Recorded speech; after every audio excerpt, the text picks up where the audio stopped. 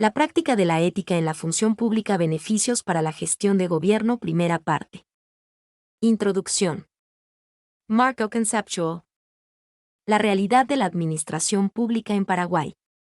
Estrategias para una buena gestión de gobierno. Conclusiones. Recomendaciones. Bibliografía. Apéndices. Introducción. Se presenta esta monografía para tratar un tema muy común dentro de la función pública, la ética, y cómo utilizar la práctica de la misma para lograr beneficios para la gestión de gobierno. La verdad es que no podemos hablar de ética sin mencionar que cualquier planteamiento sobre la misma es harto difícil. Enfrentamos al ser humano consigo mismo y con sus valores, y con la costumbres que hay que vencer.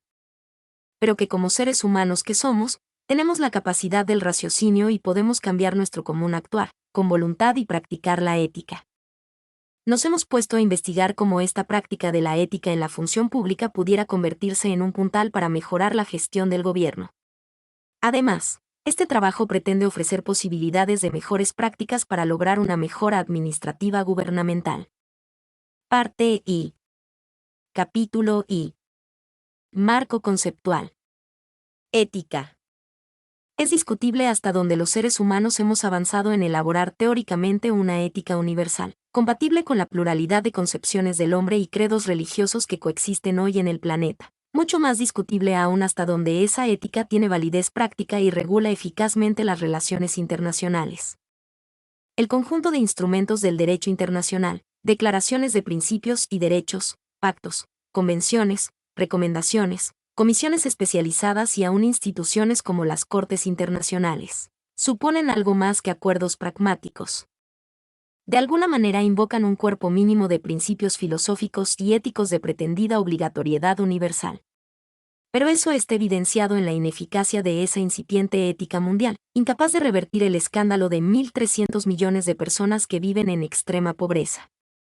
Sin minimizar los avances logrados en lo científico-tecnológico, sobre todo en la identificación de los problemas y en la toma de conciencia de su gravedad, está claro que el desarrollo de la humanidad en los próximos años no se ajustará a los postulados de esa naciente ética planetaria. La razón es doble. Hay una brecha entre los principios abstractos y sus aplicaciones a las complejas realidades económicas, y hay también otra brecha, más profunda, entre la aceptación de los enunciados y las dinámicas del poder. Por esto, aunque se expresan valores y objetivos comunes para las políticas de desarrollo social, sus logros inmediatos serán bastante limitados. El mundo está, en conclusión, lejos de guiarse por principios éticos. Pero antes de que nos rasguemos las vestiduras como país víctima de las grandes potencias, conviene reflexionar en que tampoco dentro de nuestras fronteras los principios éticos están normando el desarrollo nacional. Los mismos fenómenos que obstaculizan la eficacia de una ética universal, las mediaciones entre teoría y práctica y los intereses del poder frustran entre nosotros las aspiraciones a un desarrollo justo y humano. Ética y la función pública.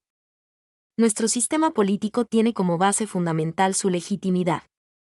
Esta legitimidad se alimenta diariamente cuando el pueblo cree y así lo acepta, que el gobierno se interesa y trata de solucionar sus problemas y que en esa tarea utiliza adecuadamente los recursos públicos. Actuando con transparencia y objetividad en el ejercicio de la función pública, en pro del bien común. Esto nos lleva a hablar, dentro del proceso de legitimación, de la necesaria existencia de una ética de la función pública que oriente las acciones del gobierno en la búsqueda del bien común como fin último del Estado. La ausencia de ética en la función pública se traduce en corrupción de los funcionarios y con ello se deslegitima el sistema político. La erradicación de la corrupción tiene que darse desde diversos ángulos y por medio de diversas acciones. Una de ellas es la promoción de los valores sociales que fundamentan y orientan la acción pública. En este aspecto, una política de educación cívica clara y definida que transmita el mensaje de la ética en la función pública en todos los niveles ciudadanos, con plena participación de la sociedad civil, es una herramienta útil y eficaz. También es necesaria la actuación legislativa para producir normas y cuerpos de leyes que permitan la fiscalización de la actividad de la administración pública y se regule debidamente la responsabilidad de los funcionarios públicos y las garantías procesales de los ciudadanos para requerirla. Los valores que orientan la función pública como la lealtad, eficiencia, Probidad y responsabilidad originan consecuentes deberes y obligaciones para el servidor público como lo son el deber de confidencialidad, de imparcialidad y de objetividad en el desempeño de su cargo. Es importante partir de la premisa de que, como dice Horacio Verbitsky, lo nuevo no es la corrupción sino el debate sobre ella. La corrupción actualmente amenaza seriamente el funcionamiento y la credibilidad en las nacientes democracias latinoamericanas y debilita peligrosamente la legitimidad de aquellos sistemas presuntamente consolidados. Al implicar un acceso discriminatorio al poder decisional de una estructura gubernamental, golpea el corazón mismo del sistema y hace dudar al ciudadano de las bondades de la estructura democrática. Cuando se señala la importancia de debatir los problemas de nuestra ética pública, la gente piensa solo en los comportamientos de los políticos, en la corrupción, los fraudes bancarios o las manipulaciones de los medios de comunicación, pero hay otras cuestiones más profundas y elementales que condicionan la salud moral de una sociedad. Me refiero en concreto a la aceptación en la llamada cultura nacional, de principios éticos básicos como el de la igualdad fundamental de todos los seres humanos. En nuestra sociedad segmentada y conflictiva, el principio de la igualdad de todos tiene solo existencia retórica. Abundan los sentimientos racistas, los prejuicios, los estereotipos descalificadores y las prácticas intolerantes. La ética pública empieza por la aceptación del otro como fundamentalmente igual, lo cual implica que no se puede programar la propia vida con indiferencia hacia la suerte de los demás, que hay una obligada comunidad de intereses y una necesidad de inclusión. La igualdad fundamental es ya incipientemente solidaridad. Las turbulencias políticas y económicas de los últimos años y el desarrollo científico cada vez más acelerado han provocado sacudimientos de valores sociales y morales que cuestionan la validez de las éticas tradicionales, tanto religiosas como seculares. ¿Han surgido numerosas situaciones de alto riesgo? Ante las cuales se evidencian como inadecuados los anteriores criterios de decisión moral y como cuestionables sus fundamentos. La historia viene de más atrás.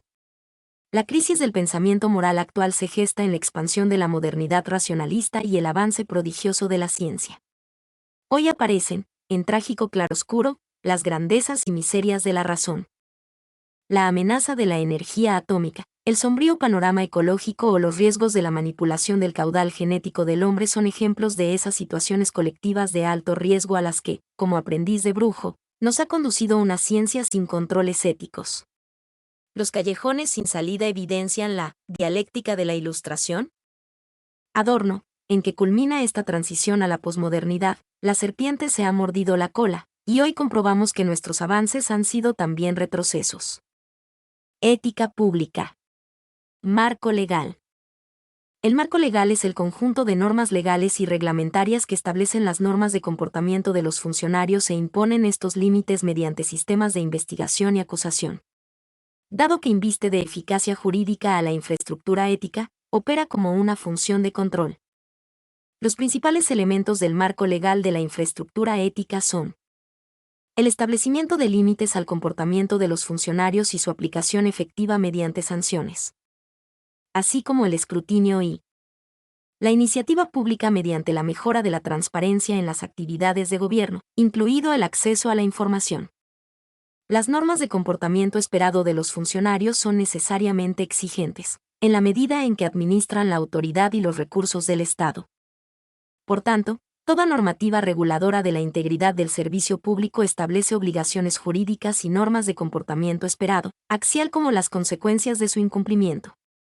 En nuestro país, el marco legal de la ética pública está basado en las siguientes normas y disposiciones legales. Constitución Nacional. Código Civil Paraguayo.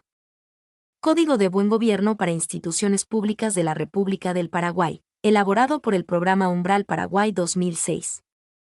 Código de Buen Gobierno versión preliminar MAC 2007. Ley de la Función Pública. Resolución CGR número 1964 del 15 de diciembre de 2006. Corrupción. Concepto de corrupción. Para hablar de la corrupción y su consideración como un problema social, iniciamos conceptualizando lo que en realidad significa la palabra corrupción y enfocando al mismo hacia el ámbito social. El término corrupción proviene del vocablo latino corrumpere, que quiere decir echar a perder. La corrupción en el ámbito ético la vemos y la sentimos cuando los profesionales, ya sean llamados abogados, constructores, ingenieros, profesores, rectores, etc. Abusan de sus clientes o también los que generalmente utilizan sus servicios también. Se ve en los médicos que en vez de mirar su profesión por el bien que le hacen a la humanidad, solo lo miran desde el punto de vista económico. Con esto no estamos queriendo decir que todos los profesionales son corruptos, pero sí todas las profesiones tienen corrupción sea cual sea. La corrupción se define como el eje fundamental sobre el que descansan todas las formas de criminalidad organizada tanto en el ámbito nacional como en el transnacional. También constituye la vía subterránea utilizada para escapar los controles del poder. En síntesis, corrupción significa cambiar la naturaleza de una cosa, volviéndola degradada o mala. Así, esta palabra, en las definiciones ético-morales, está vinculada a la idea de que existe una cierta naturaleza o manera de ser que cambia o degenera. La corrupción se da de muchas maneras en el sector público y también por el sector privado o promovida en conclusión del sector público con el sector privado. Algunas de las múltiples formas que se pueden considerar corruptas son: aceptación de dinero, recompensas o regalos por el otorgamiento o adjudicación de un contrato. Distracción de recursos públicos para uso privado. Distracción de recursos públicos para fines político-electorales. Financiamiento de actividades político-partidarias y provisión de empleos, botellas, a la clientela particular de determinado grupo político. Nepotismo, dar preferencia a familiares para trabajos públicos. Tráfico de influencias y mantenimiento de privilegios e incentivos odiosos que favorecen normalmente a las clases gobernantes y socialmente poderosas. Establecimiento de sobreprecios en la ejecución de proyecto. Recolección y fraudes tributarios, etc. Causas por las que se da la corrupción. Excesivo poder discrecional. Salarios bajos y descendentes en el sector público, que no compiten con el sector privado. Baja responsabilidad. Poca transparencia. Poca educación. Principios éticos poco desarrollados y divulgados. Mi nombre es Demim. Soy tu asistente personal. Mi sitio en internet es demim.es.tl.